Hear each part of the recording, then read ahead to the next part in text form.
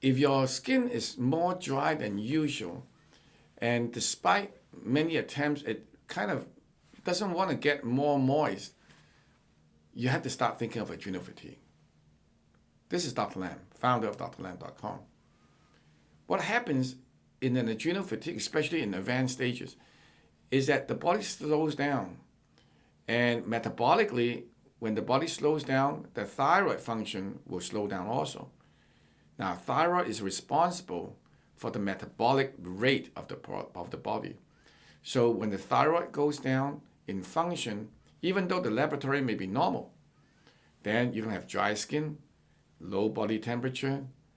In severe cases, fatigue will get worse, etc. There's so many signs of symptoms of hypothyroidism, and dry skin is one of them.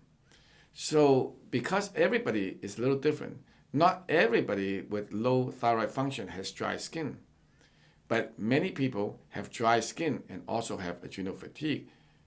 So knowing that you have some dry skin, you have to trace to say why you have this problem. Now the body makes a natural oil that circulates and keep the body moist. Because if you have skin is dry, it becomes crackling because you need that lubrication to help the skin deal with environmental factors, especially if you live in a dry climate.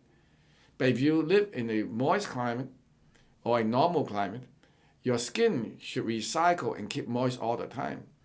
Dry skin is a sign that the body's metabolism is off. It can be related to thyroid, as we talked about earlier. It can also be related to other conditions. So if you've been trying to help your skin to get moist and it's kind of not wanting to do so, think thyroid problem.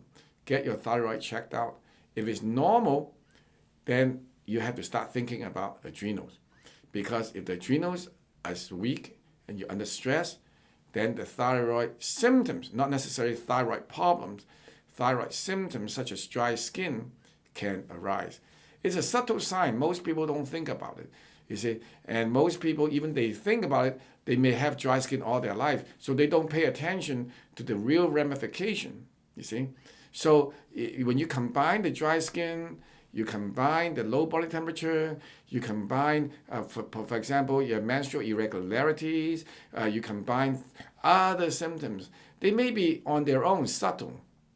And that's why there are so many symptoms of adrenal fatigue that is make it very confusing and convoluted, because each one of those symptoms can, in and of itself, represent a disease state, but at the same time, they all exist in what we call a subclinical state.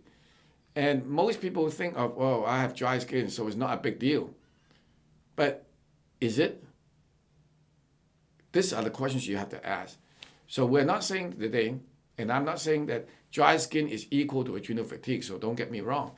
But it's important to understand that dry skin, along with other symptoms, is a sign of metabolic slowdown.